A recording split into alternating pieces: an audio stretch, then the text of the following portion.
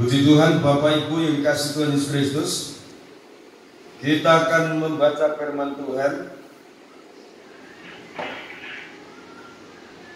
Jadi dalam ibadah ini saya akan menjelaskan mengenai perjamuan suci. Betapa pentingnya perjamuan suci. Kita akan baca di dalam Yohanes, Injil Yohanes pasal 6 ayatnya 48. Satu ayat saudara baca dan nanti disambung ayat 54 sampai 58.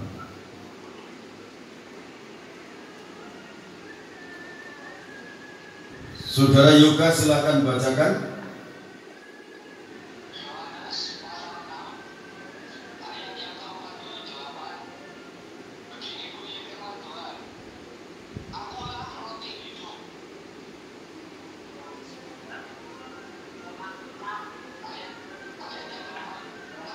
Ya, cukup sampai di situ. Satu ayat. Yohanes, Injil Yohanes pasal 6 ayat 48. Dikatakan, akulah roti hidup. Jadi sesuatu yang mengejutkan, ada roti hidup.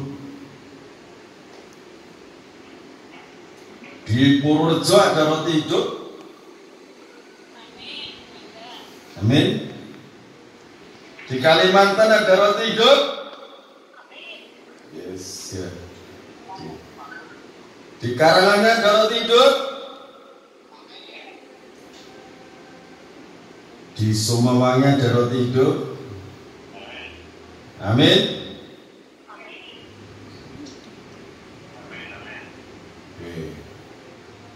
Di tempat Pancengun ada roti hidup enggak?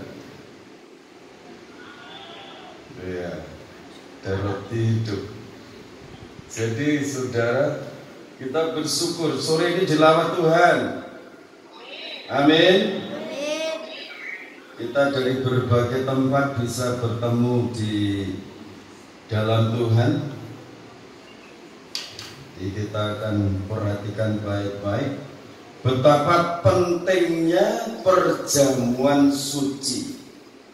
Ini yang Tuhan berbicara dan saya akan sampaikan supaya saudara betul-betul bisa mengimani perjamuan suci, mengimani makna korban Kristus.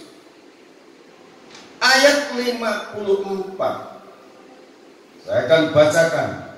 Barang siapa makan dagingku dan minum darahku, ia mempunyai hidup yang kekal, dan aku akan membangkitkan dia pada akhir zaman.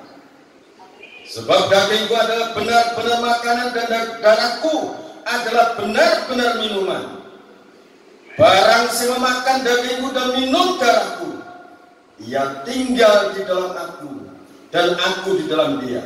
57. Sama seperti Bapa yang hidup mengutus aku dan hidup oleh Bapa, demikian juga barang siapa yang memakan aku akan hidup oleh aku. Inilah roti yang telah turun dari surga, bukan roti seperti yang dimakan nenek moyangmu dan mereka telah mati. Barang siapa makan roti ini, ia akan hidup selama-lamanya. Amin. Nah, ini makna perjamuan suci. Makna perjamuan suci. Saya akan jelaskan beberapa hal ini. Kalau kita makan perjamuan suci, yang pertama, kita mempunyai hidup yang kekal. Amin. Jadi seiring saudara makan perjamuan suci itu, saudara imani, aku memiliki kerajaan surga. Amin. Amin. Hidup kekal itu hidup kekal di surga, bukan di neraka ya. Amin. Yang kedua, akan dibangkitkan pada akhir zaman. Jadi kalau ada yang dipanggil Tuhan, istilah yang lain mati sebelum kedatangan Tuhan, dikubur, yang dari debu tanah kembali kepada tanah, di saat nanti yang dari debu tanah kembali pada tanah, sementara roh yang dari Allah kembali pada Allah. Di saat kedatangan Kristus itu yang kedua kali, orang yang dikuburkan itu dalam Kristus itu dibangkitkan. Amin. Di saat nafiri yang terakhir berbunyi, orang-orang mati dalam Kristus dibangkitkan. Amin. Oke, yang ketiga, Tuhan tinggal di dalam hidup kita. Jadi kalau kita ini menerima perjamuan suci dengan iman, Tuhan tinggal dalam hidupku dan kita tinggal di dalam Tuhan. Jadi tidak usah khawatir mengenai hari esok. Tidak usah khawatir mengenai hari esok. Amin. Amin. Amin. Dalam nama Yesus, roh kebimbangan keluar. Dusir kalau masih bimbang mengenai hari esok. Sekarang sudah yakin hari esok ditolong Tuhan? Oke, sekarang yang keempat, orang yang makan perjamuan suci akan hidup oleh Tuhan. Jadi hidupnya itu akan disertai Tuhan. Kita hidup karena Tuhan, disertai, dilindungi. Bapak itu yakin itu?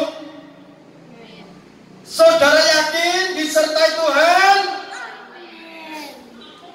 Pak Tony ada? Ada ya? Pak Tony ada ya? Ya tidak sendiri, Tuhan menyertai Pak. Tuhan menyertai kita semuanya. Amin. Saudara yakin diselamatkan? Saudara yakin dilindungi Tuhan? Oke. Kalau yakin, hidupnya harus seperti ini. Filipi pasal 2. Filipi pasal 2. Kita baca ya sambil ketemu semuanya.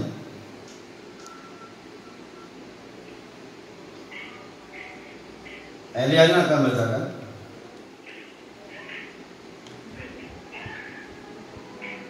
Ayat 12 mulai. Filipi pasal 2 ayat 12. Tetaplah kerjakan keselamatanmu. Hai saudara-saudaraku yang kekasih, kamu senantiasa taat, karena itu tetaplah kerjakan keselamatanmu dengan takut dan gentar. Bukan saja seperti waktu aku masih hadir, tetapi terlebih pula sekarang waktu aku tidak hadir. Karena Allah yang mengerjakan di dalam kamu, baik kemauan maupun pekerjaan menurut kerelaannya. Lakukanlah segala sesuatu dengan tidak bersungut-sungut. Jadi melakukan firman Tuhan, melakukan pekerjaan, jangan dengan bersungut-sungut. Amin. Dan berbantah-bantahan. Ayat 14 ulang lagi ini. Lakukanlah segala sesuatu dengan tidak bersungut-sungut dan berbantah-bantahan. Amin. Ini mengerjakan segala sesuatu pekerjaan, baik pekerjaan rumah tangga, pekerjaan di ladang, di toko, dalam usaha pekerjaan saudara, lakukanlah dalam nama Yesus, lakukan dengan kasih, jangan dengan bersungut-sungut dan berbantah-bantahan. Supaya kamu tiada berair. Nah ini ayat 15. Dan tiada bernoda. Sebagai anak-anak Allah yang tidak bercela di tengah-tengah angkatan yang bengkok hatinya dan yang sesat ini, sehingga kamu bercahaya di antara mereka seperti bintang-bintang di dunia. Jadi kalau kita melakukan segala pekerjaan dengan ketulusan hati, dengan kasih, dengan pengabdian nanti melakukan firman itu mengabdi kepada firman. menjadi hamba firman, menjadi kebenaran firman, dilakukan dengan kerendahan hati. Kalau aku masih diberikan kesempatan untuk melakukan ini, aku lakukan dengan ketulusan hati, dilakukan dengan sukacita, berlandaskan kasih Kristus. Amin. Amin. Jadi jangan dengan sungut-sungut bekerja di ladang dengan kasih, mengasihi anak. Karena aku mengasihi anakku, mengasihi keluargaku, aku harus bekerja. Apalagi seorang laki-laki sampai berpeluh, engkau akan mencari rezekimu. Jadi kalau melakukan pekerjaan jangan dengan bersungut-sungut, dengan berbantah-bantah. Dan kalau ibu-ibu yang sedang hamil, yang di situ firman katakan dengan penuh kesakitan saya melahirkan. Tetapi di dalam Kristus katakan, kalau dalam Kristus, Galatia pasal 3 ayat 13, Yesus Kristus telah menebus kita dari kutuk hukum Taurat. Amin. Nah, kalau kita ditebus dari kutuk hukum Taurat, mungkin ibu-ibu katakan, loh ayatnya seperti ini.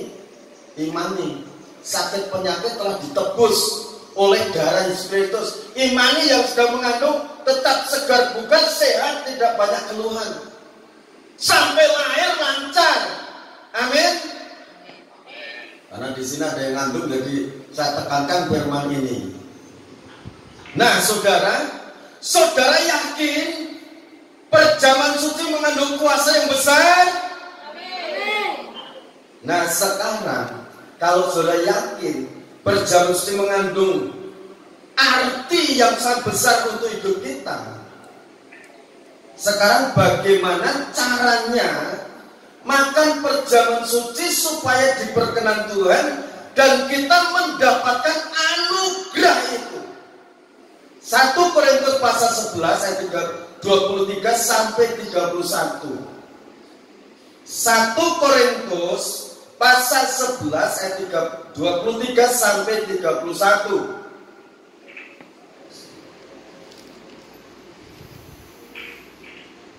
Sebab apa yang telah kuteruskan kepadamu telah kuterima dari Tuhan, yaitu bahwa Tuhan Yesus pada malam waktu ia diserahkan mengambil roti, dan sesudah itu ia mengucap syukur atasnya, ia memecah-mecahkannya dan berkata, inilah tubuhku yang diserahkan bagi kamu, perbuatlah ini menjadi peringatan akan aku. Ya, terus? Demikian juga ia mengambil cawan sesudah makan, lalu berkata, cawan ini adalah perjanjian baru yang dimeteraikan oleh darahku. Perbuatlah ini setiap kali kamu meminumnya menjadi peringatan akan aku. Sebab setiap kali kamu makan roti ini dan minum cawan ini, kamu memberitakan kematian Tuhan sampai ia datang. Ya, terus? Jadi barang siapa dengan cara yang tidak layak makan roti atau minum cawan Tuhan, ia berdosa terhadap tubuh dan darah Tuhan. Karena itu hendaklah tiap-tiap orang menguji dirinya sendiri, dan baru sesudah itu ia makan roti dan minum dari cawan itu. Karena barang siapa makan dan minum tanpa mengakui tubuh Tuhan, ia mendatangkan hukuman atas dirinya. Ya, terus? Sebab itu banyak di antara kamu yang lemah dan sakit, dan tidak sedikit yang meninggal.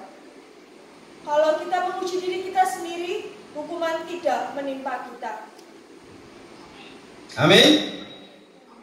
Menguji diri itu mengoreksi diri,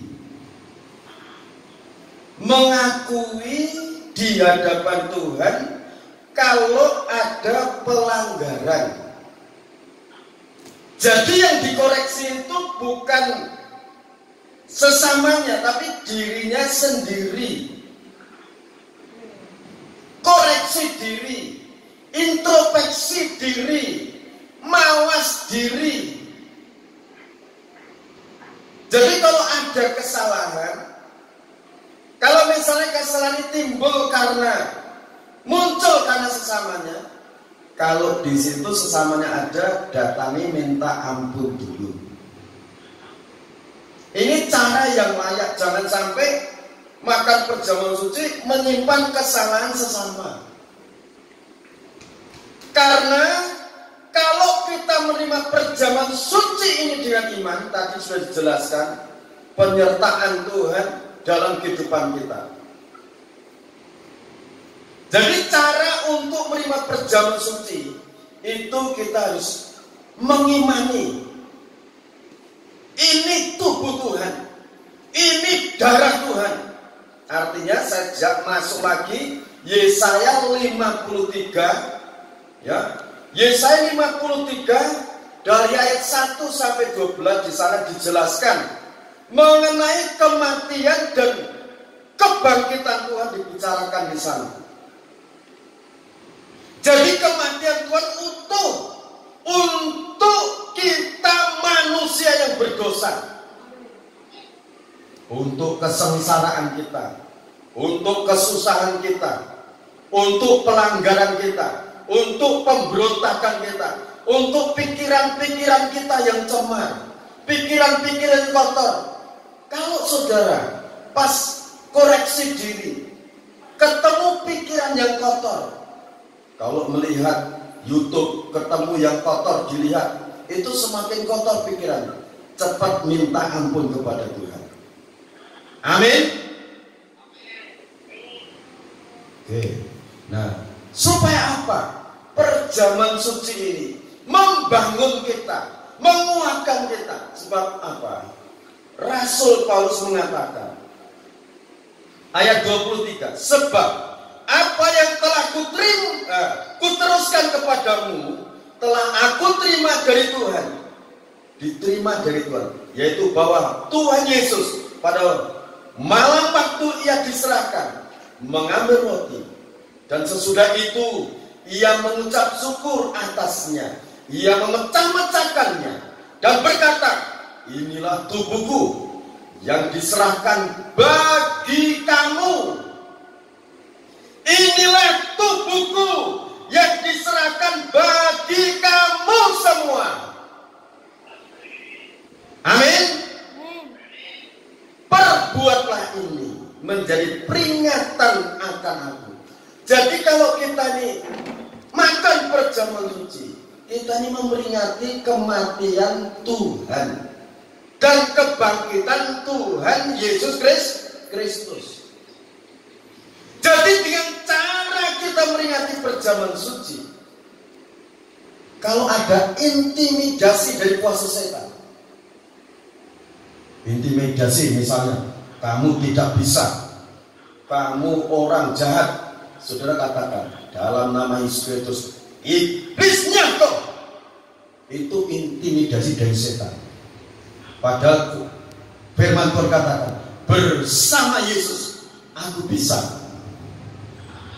Amin. Bersama Yesus aku menang. Bersama Yesus aku sehat. Bersama Yesus aku dipelihara. Amin. Nah, ini diafirmasikan. Mau tidur dalam nama Yesus Kristus, bersama Yesus aku bisa. Bersama Yesus aku diberkati. Bersama Yesus hari esokku ditanggung Tuhan. Amin. Akhirnya berdoa, mau tidur lemes, bangun terus langsung cuci muka. Kalau mau buat air hangat, teh hangat bisa. Setelah itu nanti terus berdoa menyembah Tuhan, mengucap syukur. Bangun sehat, menyongsong hari esok penuh berkat. Karena apa? Bersama Yesus lakukan perkara besar. Gimana lagunya itu? Bersama Yesus lakukan perkara besar. Bersama Yesus tidak ada yang sukar. Bersama Yesus ada jalan keluar. Kalau masalah itu cepat ingat toh. Ya. Untuk masalahku ada jalan keluar. Amin. Untuk masalah ada jalan pertolongan bersama Yesus. Jadi mau makan perjamuan suci, saudara koreksi diri, minta ampun pada Tuhan dan mengimani ini tubuh Tuhan. Berarti Tuhan itu menyertai kita. Tuhan berpihak kepada kita. Amin. Roma pasal 8 ayat 31 sampai 39. Saudara baca. Eliana akan bacakan. Roma pasal 8 ayat 31 sampai 39. Keyakinan iman. Sebab itu apakah yang akan kita katakan tentang semuanya itu? Jika Allah di pihak kita, siapakah yang akan melawan kita? Ia yang tidak menyayangkan anaknya sendiri, tetapi yang menyerahkannya bagi kita semua. Bagaimanakah mungkin ia tidak mengaruniakan segala sesuatu kepada kita bersama-sama dengan Dia? Ya, terus? Siapakah yang akan menggugat orang-orang pilihan Allah? Allah yang membenarkan mereka. Siapakah yang akan menghukum mereka? Kristus Yesus yang telah mati, bahkan lagi yang telah bangkit, yang juga duduk di sebelah kanan Allah, yang malah menjadi pembela bagi kita. Siapakah yang akan memisahkan kita dari kasih Kristus? Penindasan, atau kesesakan, atau penganiayaan, atau kelaparan, atau ketelanjangan, atau bahaya, atau pedang. Seperti ada tertulis, oleh karena engkau kami ada dalam bahaya maut sepanjang hari. Kami telah dianggap sebagai domba-domba sembelihan. Tetapi dalam semuanya itu kita lebih daripada orang-orang yang menang oleh Dia yang telah mengasihi kita. Sebab aku yakin bahwa baik maut maupun hidup, baik malaikat-malaikat maupun pemerintah-pemerintah, baik yang ada sekarang maupun yang akan datang, atau kuasa-kuasa, baik yang di atas maupun yang di bawah, ataupun sesuatu makhluk lain, tidak akan dapat memisahkan kita dari kasih Allah yang ada dalam Kristus Yesus Tuhan kita. Amin. Roma 8 ayat 31 sampai 39.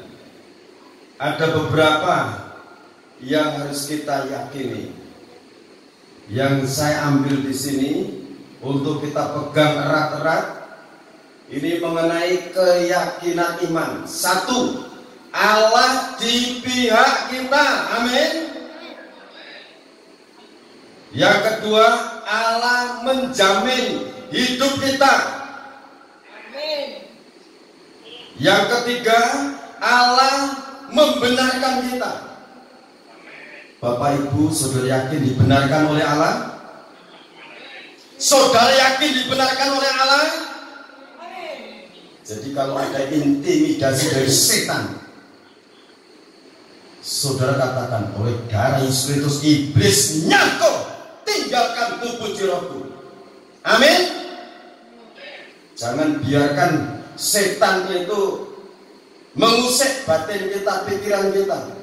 Kita harus berpegang teguh pada firman Allah. Amin. Jadi Allah membenarkan hidup kita. Terus kalau saudara baca ayat 34, Yesus yang telah mati, ya, Yesus telah mati, Ia telah bangkit. Saudara yakin bahwa Yesus Kristus mati di salib? Saudara yakin Yesus Kristus mati di salib? Jadi kalau ada kata-kata Yesus mati digantung dengan tali, itu bohong. Itu kata-kata setan itu.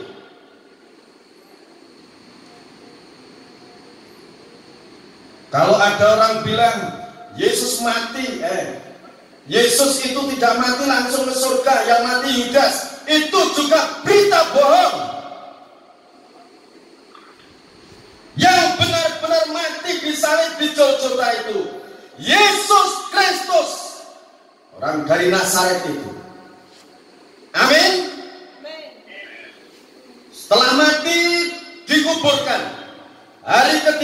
dia bangkit, sekarang ada di tengah-tengah kita. Amin.